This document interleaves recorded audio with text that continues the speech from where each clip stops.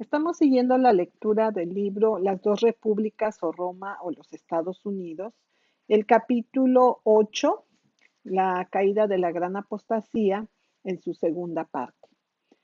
Estaban los misterios mayores y menores.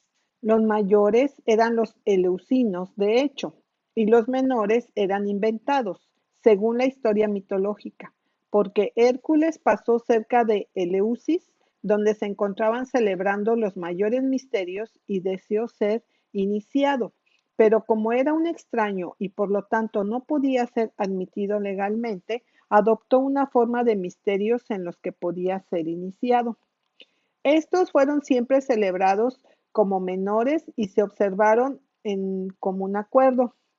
En el transcurso del tiempo, los menores se hicieron preparatorias de las mayores y los candidatos debían ser iniciados en estos antes de que pudieran ser iniciados en los mayores. Ninguna persona podía ser iniciada en el Leusis sin una purificación previa en Agre. Esta purificación que realizaron manteniéndose puros, castos e impolutos durante 9 días, después de los cuales vinieron y ofrecieron sacrificios y oraciones, llevando guirnaldas de flores y teniendo bajo sus pies la piel de Júpiter, que era la piel de una víctima ofrecida a ese dios. Las personas que asistían se llamaban udranos, de udor, agua, que se utilizó en la purificación, y ellos mismos fueron llamados iniciados. Un año después de la iniciación en los misterios menores, sacrificaban una cerda a Ceres y eran admitidos en el mayor, en el misterio mayor, y los secretos de las fiestas les eran revelados solemnemente, de los cuales fueron llamados inspectores. La iniciación se realizaba de la siguiente manera. Los candidatos coronados de mirto eran admitidos de noche en un lugar llamado el Templo Místico, un vasto y estupendo edificio. Al entrar en el templo se purificaban lavándose las manos con agua bendita y recibían por amonestación que debían venir con una mente pura y sin mancha, sin la cual la limpieza del cuerpo sería inaceptable. Después de esto se les leían los santos misterios de un gran libro llamado Petroma, porque estaba hecho de dos piedras, petral, bien cimentadas juntas, y luego el sacerdote les hacía ciertas preguntas, a las que rápidamente respondían. Después de esto, objetos extraños y espantosos se presentaban ante su vista.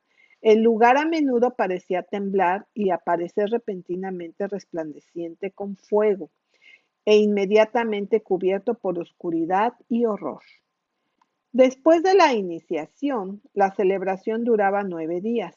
Estos misterios, así como los de Baco y otros, estaban directamente relacionados con el sol, porque el más santo y perfecto rito en los misterios eleusinos era mostrar un oído de maíz cortado en silencio. Esto era un símbolo del frigio Atis. El frigio Atis, como hemos mostrado antes, era simplemente la encarnación del sol, y siendo los misterios una forma de adoración al sol, los símbolos sagrados no se pueden describir con decencia. Habiendo dado en un capítulo anterior las características de la celebración del culto al sol, no es necesario describir las acciones que se realizaban en la celebración de los misterios después de la iniciación. Más allá de lo dicho por el apóstol con directa referencia a este tema, y no comuniquéis con las obras infructuosas de las tinieblas, sino antes bien redarguidlas, porque torpe cosa es aún hablar de lo que ellos hacen en oculto. Efesios 5, 11 y 12. Fue para acomodar el culto cristiano a las mentes de un pueblo que practicaba estas cosas que los obispos dieron a las ordenanzas cristianas el nombre de misterios.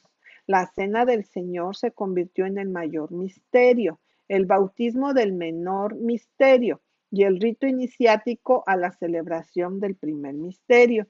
A la manera pagana también se utilizó una prenda blanca como túnica de iniciación y el candidato, habiendo sido bautizado y así iniciado en los misterios menores, fue admitido en lo que se llamaba en la iglesia la orden de los catecúmenos, en cuyo orden permanecieron cierto periodo de tiempo, como en la celebración pagana. Antes fueron admitidos a la celebración de la Cena del Señor, el mayor misterio. Esta práctica se originó en las provincias orientales y luego después de la época de Adrián, quien indujo por primera vez los misterios paganos entre los latinos, se extendió entre los cristianos de Occidente. El reinado de Adriano fue del año 117 al año 138. Por tanto, antes del siglo II, la mitad había desaparecido. Antes de que el último de los apóstoles muriera 40 años, esta apostasía, esta obra del misterio de iniquidad, se había extendido tanto por Oriente como por Occidente, que es literalmente cierto que una gran parte, por lo tanto, de las observancias e instituciones cristianas, incluso en este siglo, tienen el aspecto de los misterios paganos. Y esto no es todo. En el capítulo anterior hemos mostrado abundantemente que la adoración al sol había sido universal. Estos apóstatas no estaban contentos con tanto del culto al sol como aparecía en la celebración de los misterios. Adoptaron la costumbre pagana de adorar hacia oriente, así dice la historia. Antes de la venida de Cristo, todas las naciones orientales realizaban adoración divina con el rostro vuelto hacia esa parte de los cielos donde el sol muestra sus rayos nacientes. Esta costumbre se basó en una opinión generalizada de que Dios, cuya esencia consideraban luz y a quien consideraban circunscrito dentro de ciertos límites, habitaba en esa parte del firmamento desde donde emite el sol la brillante imagen de su benignidad y gloria. Los cristianos, conversos de hecho, rechazaron este craso error de suponer que Dios habitaba en esa parte del firmamento, pero conservaron la antigua y universal costumbre de adorar hacia el este, que surgió de él. Esta costumbre tampoco ha sido abolida incluso en nuestro tiempo, pero aún prevalece en un gran número de iglesias cristianas. El siguiente paso, además de esto, fue la adopción del Día del Sol como día festivo. Hasta tal punto se practicaron las formas de adoración al sol en esta apostasía que antes del fin del siglo II, los paganos ellos mismos acusaron a estos supuestos cristianos de adorar al sol.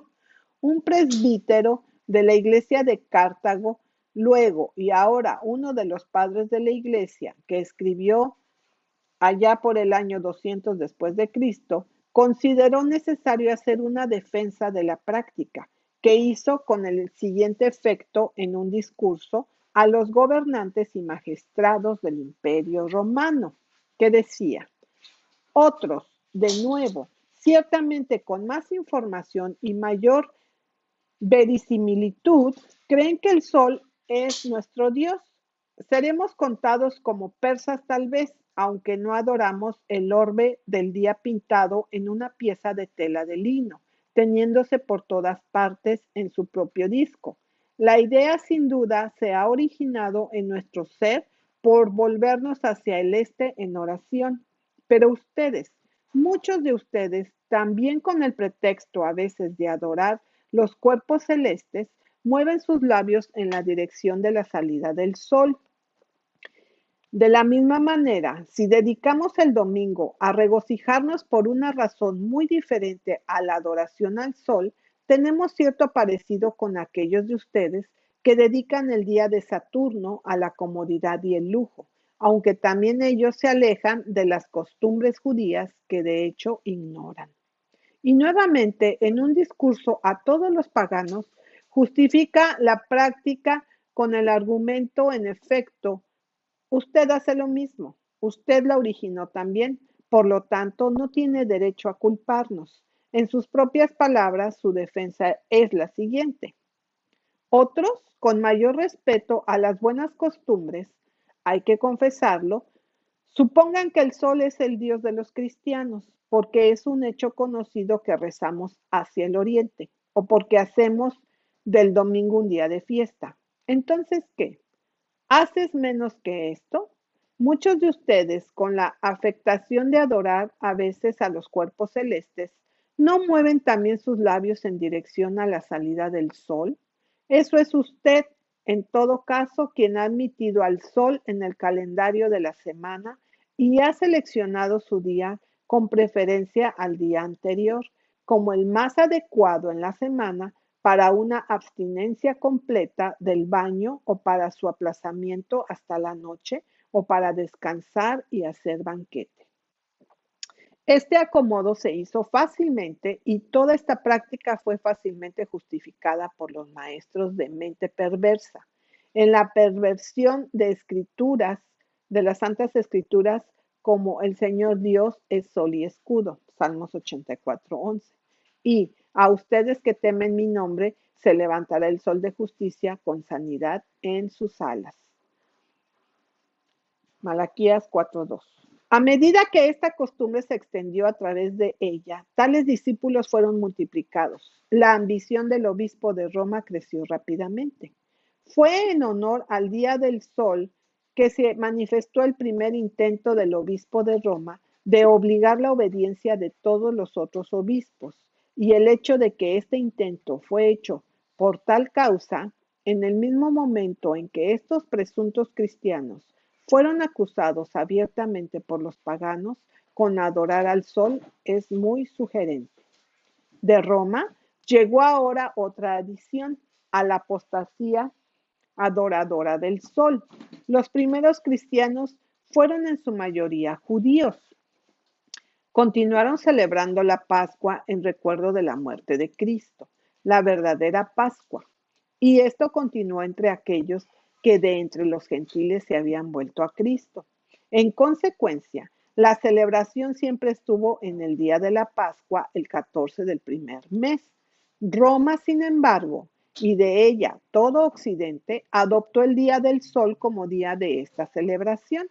Según la costumbre del Este, la celebración, siendo el 14º día del mes, por supuesto, caería en diferentes días de la semana a medida que giraban los años.